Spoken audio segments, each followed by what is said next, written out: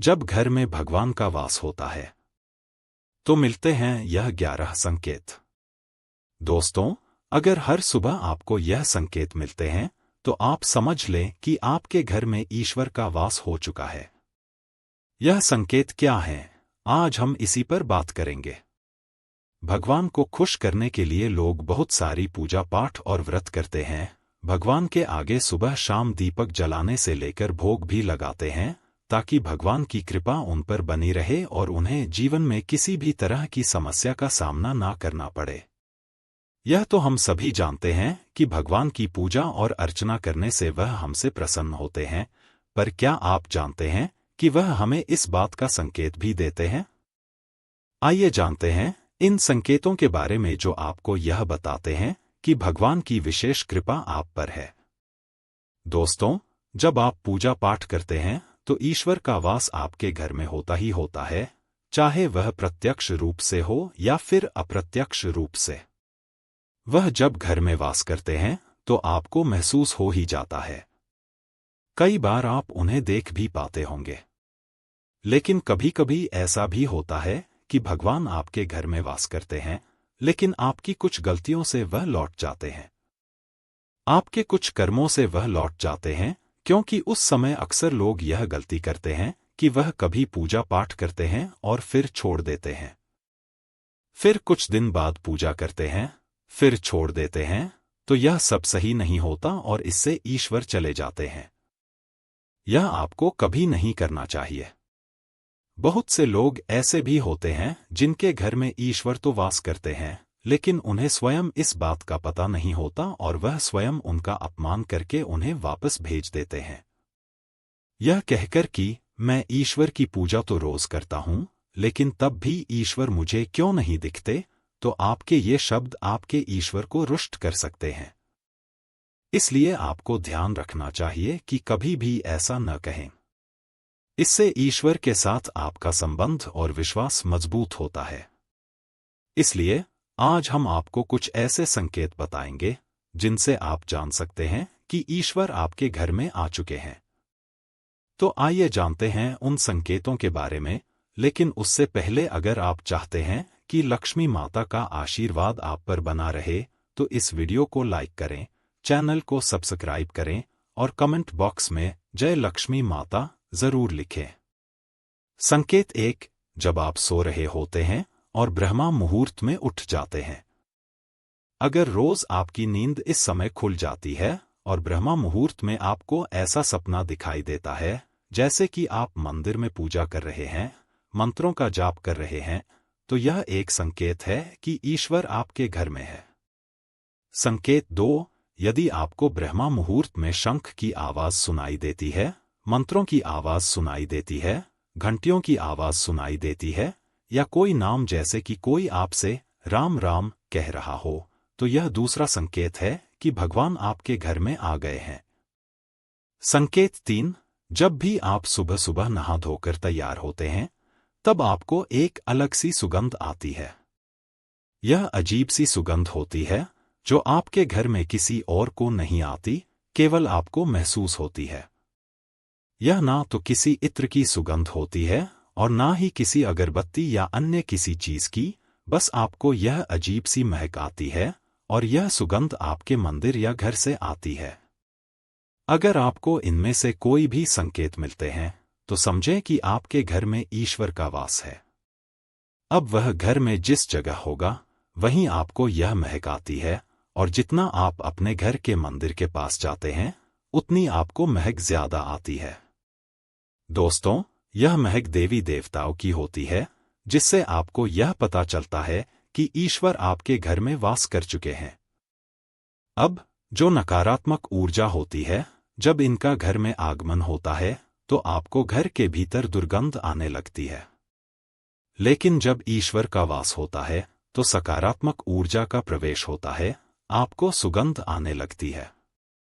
यह महक बहुत ही अच्छी, प्यारी और मीठी होती है जो आपका मन पूरी तरह मोह लेती है। संकेत 4, जब भी आप पूजा करने जाते हैं और उसी समय यदि कोई जीव जैसे कुत्ता, बिल्ली, गाय या फिर कोई भिक्षु आपके द्वार पर आ जाता है और यह आपके साथ हफ्ते में 3-4 बार लगातार हो रहा है, तो इसका मतलब है कि ईश्वर आपके घर में दस्तक दे रहे हैं, उनका आगमन हो रहा है। क्योंकि गाय को माता का स्वरूप माना जाता है, कुत्ता भी भैरव बाबा का प्रतीक माना जाता है, या फिर कोई याचक आता है तो वह भी ईश्वर के किसी ना किसी रूप में आ रहा है। हमें कभी भी उन्हें भगाना नहीं चाहिए, बल्कि उन्हें संतुष्ट करना चाहिए, अर्थात उन्हें भोजन करवाना चाहिए, उन्हें सम्मान देना चाहिए। पैसे का या अन्य किसी चीज का दान करना अलग बात है, लेकिन सबसे बड़ा दान भोजन का और पानी का माना जाता है। संकेत 5। अगर आपको रात में नींद के दौरान बार बार सपने आते हैं और सपनों में मंदिर, भगवान की मूर्ति या फोटो दिखाई देती है, तो यह भी एक संकेत हो सकता है कि ईश्वर आपके घर में वास कर रहे हैं। तो इसका मतलब है कि आप पर भगवान की कृपा बनी हुई है। कई बार ऐसा होता है कि आप किसी चीज को लेने के लिए आगे बढ़ते हैं, लेकिन लेते वक्त आपके मन में उसे लेकर कुछ संशय आ जाता है। सब कुछ ठीक होने के बाद भी कुछ ऐसा होता है कि हमें उस फैसले को लेने से मन रोकता है। इसका मतलब यह माना जाता है कि आपके साथ किसी दैवीय शक्ति का आशीर्वाद है। नंबर 6। जिन लोगों पर भगवान की कृपा होती है, वह अमीर हो या गरीब, उन्हें हर जगह सम्मान मिलता है। अगर किसी को कम मेहनत करने पर भी सफलता हासिल होती है, तो यह भगवान की ही कृपा की निशानी है। भगवान उन्हें हर परेशानियों से बचा लेते हैं। जिन लोगों से भगवान खुश रहते हैं, वह हर परिस्थिति में खुश रहते हैं। उनके जीवन में भले ही कितने दुख क्यों ना हो, वे हमेशा खुश रहते हैं। उन्हें कभी भी किसी भी परेशानियों से डर नहीं लगता, वह हर मुसीबत को आसानी से पार कर लेते हैं। नंबर 7। उल्लू दिखना है शुभ। हिंदू धर्म में उल्लू को काफी अहम दर्जा दिया गया है। उल्लू को माता लक्ष्मी का वाहन माना जाता है। लिहाजा यदि आपको कहीं उल्लू दिखाई दे, तो यह एक बेहद ही शुभ संकेत माना जाता है। किसी जगह अचानक उल्लू दिख जाए तो समझ लीजिए कि जल्द ही मां लक्ष्मी आपके घर में पधारने आ रही हैं। नंबर 8। खानपान में आने लगता है बदलाव। मां लक्ष्मी जिस घर में भी आती हैं, उस घर में लोगों के खानपान की आदतें बदलने लगती हैं। कहा जाता है कि ऐसे घरों में लोगों को भूख कम लगती है।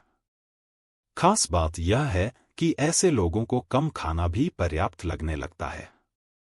इसके अलावा ऐसे घरों के लोग नशा और मांसाहार से भी दूरी बनाने लगते हैं। नंबर 9। धन की देवी मां लक्ष्मी को साफ सफाई बहुत पसंद है। जिन घरों में साफ सफाई होती है, माता लक्ष्मी उसी घर में वास करती हैं। इसके अलावा मां लक्ष्मी को सफाई में इस्तेमाल की जाने वाली झाड़ू भी बहुत प्रिय होती है। कहा जाता है कि सुबह के समय कहीं जाते हुए यदि आपको कोई घर के बाहर झाड़ू लगाता हुआ दिख जाए, तो यह बहुत ही शुभ संकेत होता है। नंबर 10। शंख की आवाज देती है शुभ संकेत। हिंदू धर्म में शंख को एक अहम स्थान दिया गया है। इतना ही नहीं, शंख की आवाज भी काफी शुभ मानी जाती है। इसलिए किसी भी शुभ अवसर पर होने वाली पूजा पाठ में शंख बजाया जाता है। यदि सुबह उठने के बाद आपको शंख की आवाज सुनाई दे, तो यह एक शुभ संकेत होता है। माना जाता है कि सुबह उठने के बाद शंख की आवाज सुनाई देना आपके घर में मां लक्ष्मी के आगमन का संकेत देता है। नंबर 11। यदि आपको लगातार 3 दिनों तक घर से निकलते समय नीलकंठ पक्षी दिखाई दे, तो समझ जाइए कि भगवान ने आपकी सुन ली है। आपकी जल्द ही कोई बड़ी मनोकामना पूरी होने वाली है। नीलकंठ पक्षी का दिखना महादेव की कृपा होने का इशारा होता है। यदि आपके घर के सामने अक्सर सफेद गाय आने लगे या किसी दिन सफेद गाय आपके घर के सामने आकर अपने बछड़े को दूध पिलाए, तो यह देवी देवताओं की आप पर कृपा होने का साफ इशारा है। यह बताता है कि आपकी पूजा प्रार्थना सफल हो रही है और आपके जीवन की सारी समस्याएं दूर होने वाली हैं। भगवान आपके सारे कष्ट और बुरे दिन खत्म करने वाले हैं। नंबर 12। यदि घर के मुख्य द्वार के आसपास चिड़िया घोंसला बना ले, तो यह बहुत ही शुभ संकेत होता है। यह इस बात का प्रमाण है कि आपकी पूजा सफल हो गई है। चिड़िया और उनके बच्चों को गलती से भी ना सताएं, बल्कि उनके लिए दाना पानी रखें। यदि पूजा करते समय आप इतने भावपूर्ण हो जाएं कि आपकी आंखों से आंसू निकलने लगे, तो यह इस बात का संकेत है कि ईश्वर ने आपके मन की पुकार सुन ली है। नंबर 13, आप सुबह पूजा करने के बाद घर से बाहर जाएं तो कहीं आपको बंदरों का झुंड दिख जाए, तो यह भी बताता है कि आपकी पूजा सिद्ध होने वाली है। आप पर भगवान मेहरबान हैं। कोशिश करें कि उन बंदरों को भोजन दें। यदि आपके घर में बिना किसी अगरबत्ती, रूम स्प्रे या आर्टिफिशियल फ्रेग्रेंस के इस्तेमाल के भी घर में खुशबू और ताजगी महसूस हो, तो यह समझ लें कि आप पर ईश्वर की कृपा है। साथ ही जल्द से जल्द आपके दिन फिरने वाले हैं।